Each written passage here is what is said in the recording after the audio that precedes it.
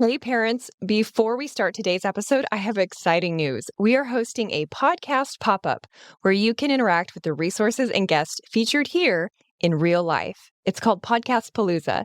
There will be a live animal presentation by Animal Tales, and BAM Snowballs will be serving up their famous snow cones. Of course, yours truly will be there conducting mini interviews, plus one lucky guest will win a $250 Amazon gift card. Mark your calendar for Saturday, March 2nd, 2024, 10 a.m. to 1 p.m. at Washington High School. We'll see you there. I want to share another really cool, highly impactful project that was submitted this year and awarded. It's called Visualizing Science, and it was awarded to our district math and science department. So we're affecting a whole lot of kids here. All the elementary schools in the district are going to receive STEM kits and teaching strategies to help with standards that are the most difficult concepts for students to master. Things like air pressure, magnetism, and heat transfer. Yes, they are learning that in elementary school. And the kits will be available for use by all 2nd to 5th graders in the county.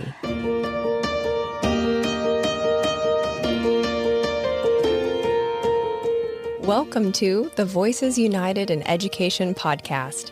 Each week, we showcase the teachers, administrators, and community members who go the extra mile to contribute to the success of every student in Escambia County.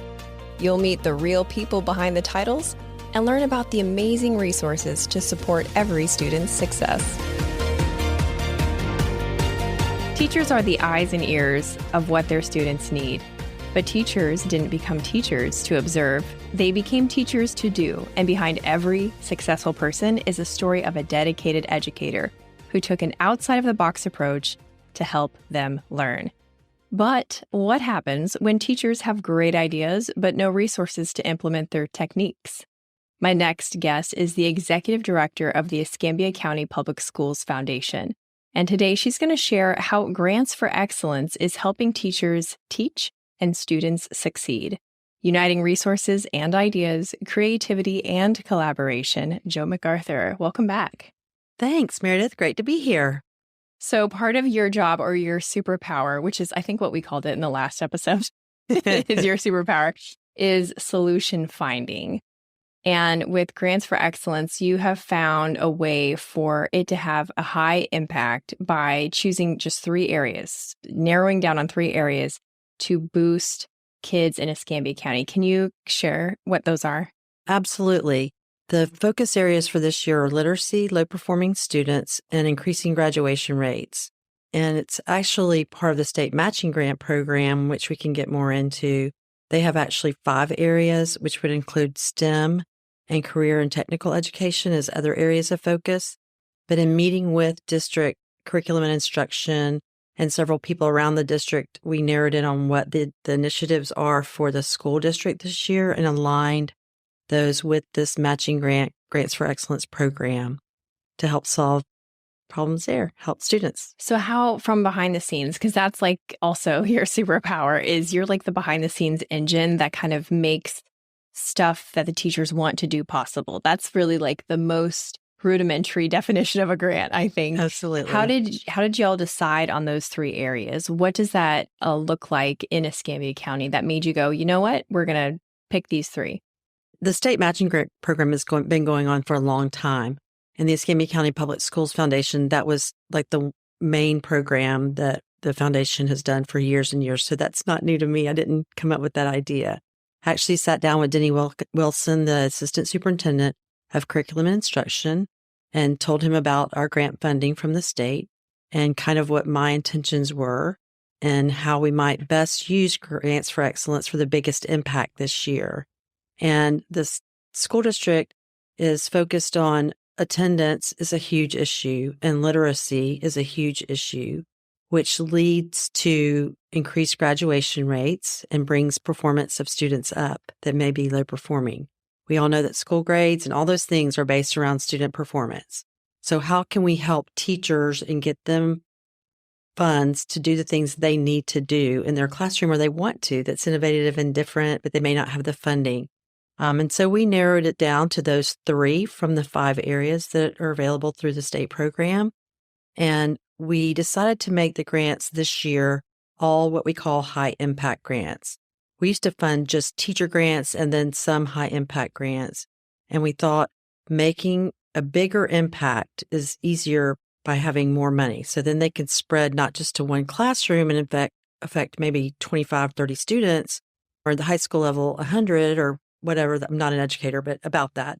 They can do a whole grade level or a whole subject area or a school-wide grant and have a bigger impact. So our grants this year were between $2,500 and $7,500. So that doesn't sound like a lot of money, but to a teacher or to a media center or to a school or a classroom, that can make a big difference. And it usually is used on something that can be reused in the future. It's not just an expendable or consumable product, if you will, that they're purchasing. They're doing ideas and concepts that can go on and be shared. So it's not just a one-time only. This is like a step up, like an upgrade that lasts for as long as, in the case of technology, for as long as that technology is relevant or as long as that tool is useful. I think you gave the example when we were talking off mic of some musical instruments or something.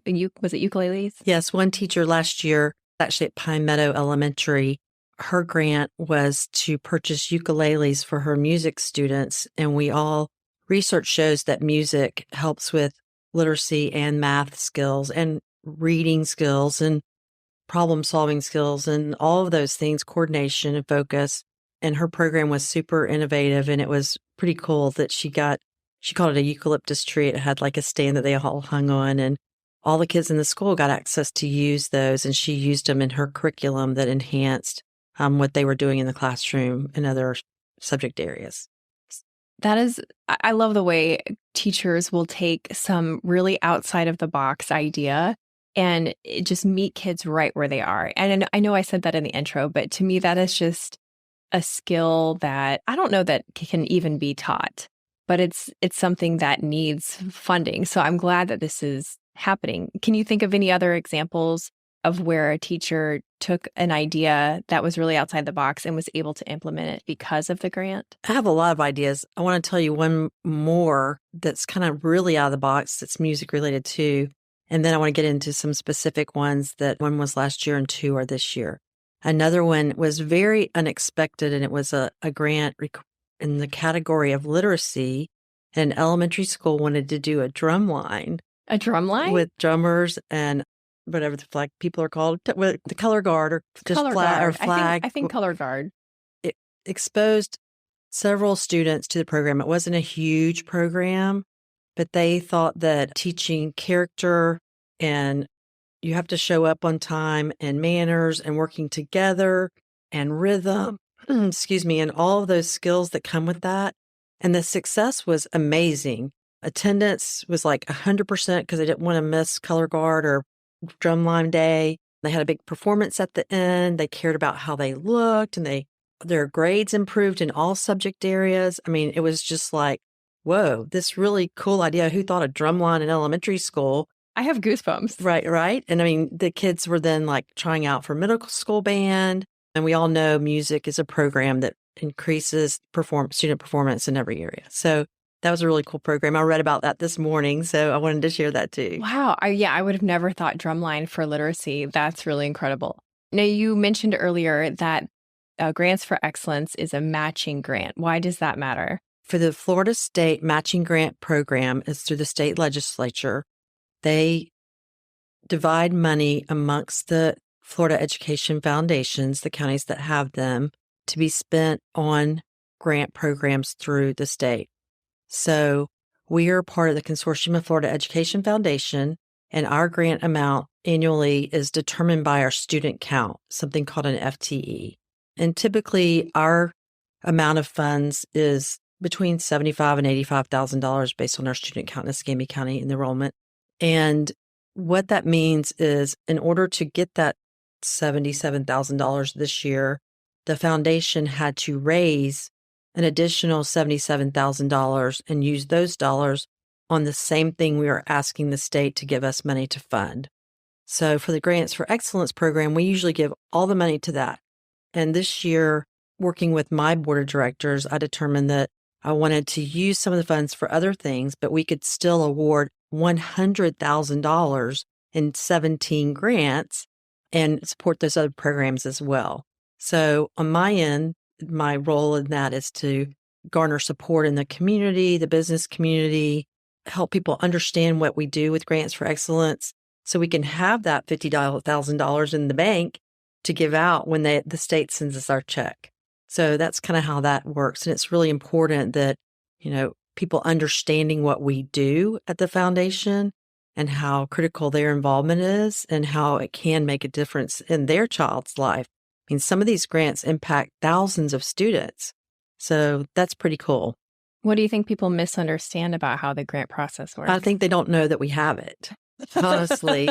I'm glad we're here then. We're talking about it. Exactly. And we, some of the goals coming up with the program are we want more teachers to apply and have higher quality applications.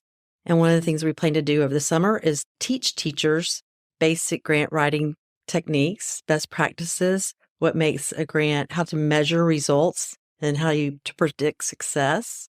And all of those things, that data is really important. The state wants that back as part of our report to them.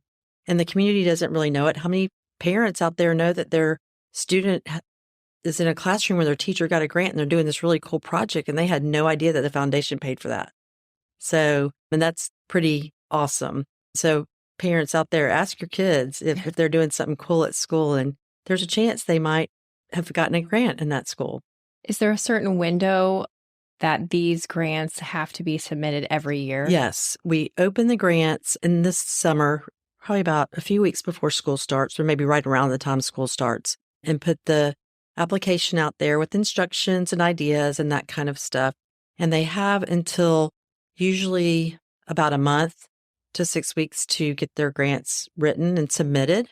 And then we have a review committee within our foundation, it's completely blind. They cannot identify their school with a name, a mascot, anything. Oh, really? So it's completely blind.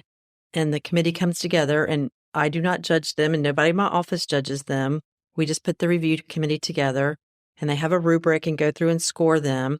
And then it's announced right around October 1st, and they have to expend all of their funds by the time we leave for Christmas break and do a mid-year report.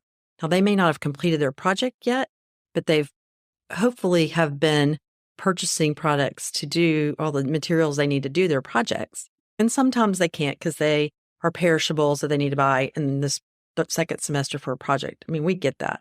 But then all the projects have to be completed and results reported usually end of April, 1st of May.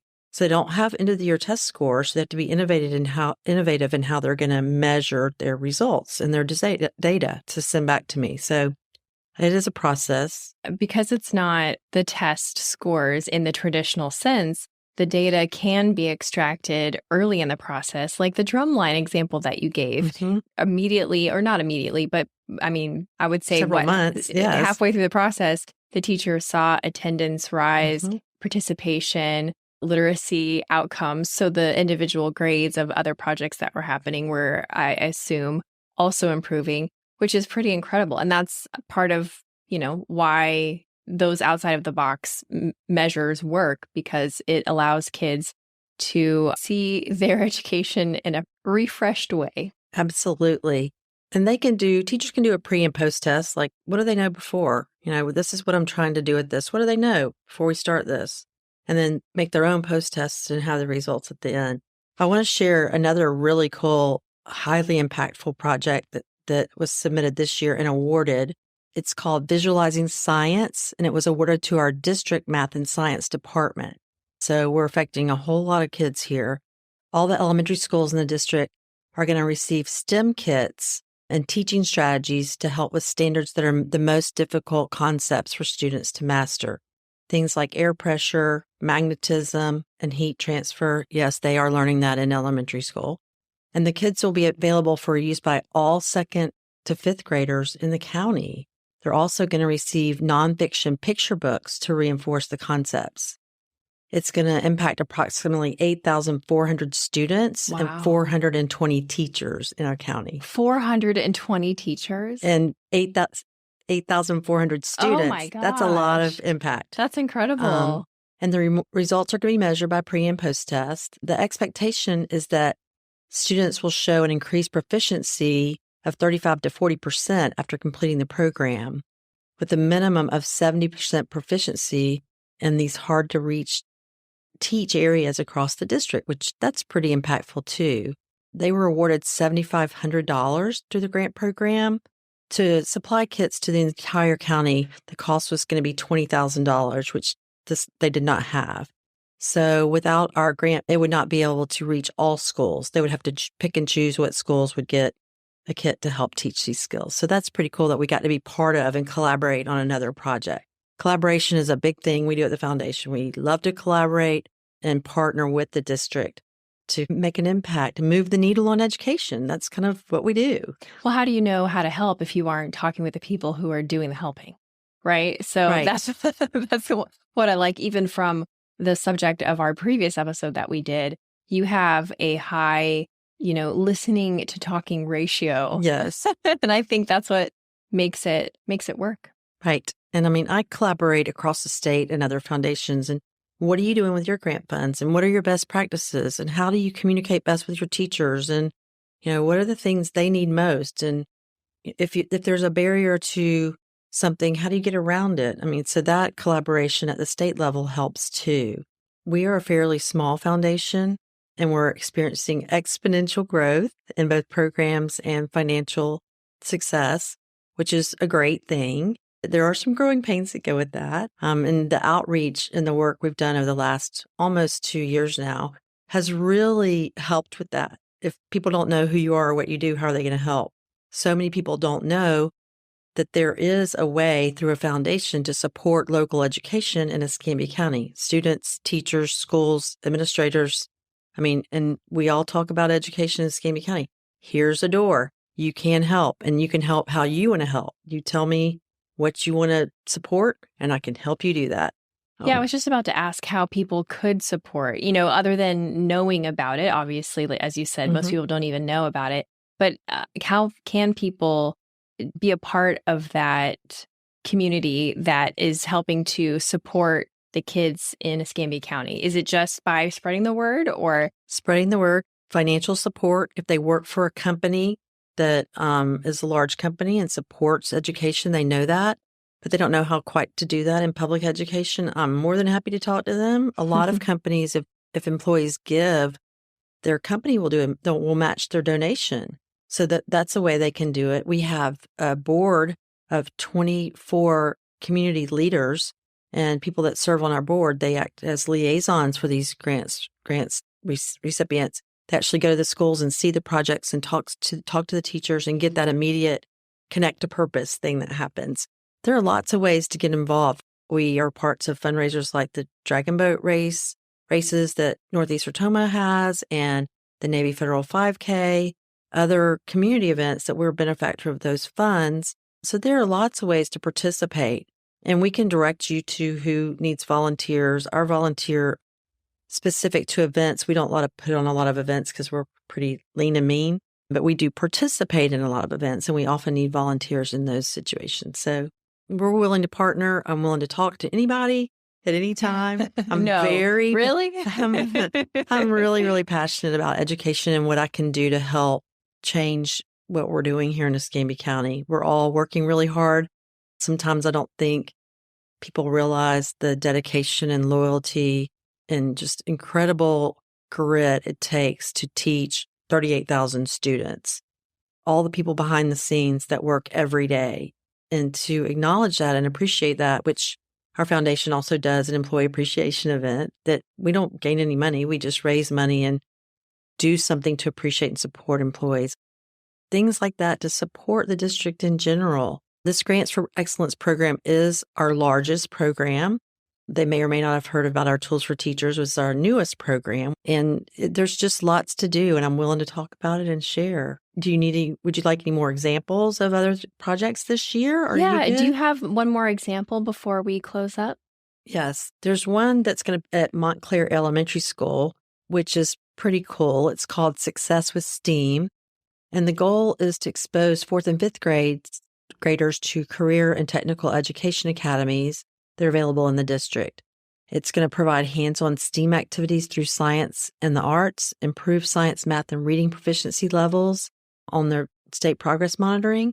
And the culmination of the program will include 4 STEAM Saturdays for students to participate in projects and hands-on learning.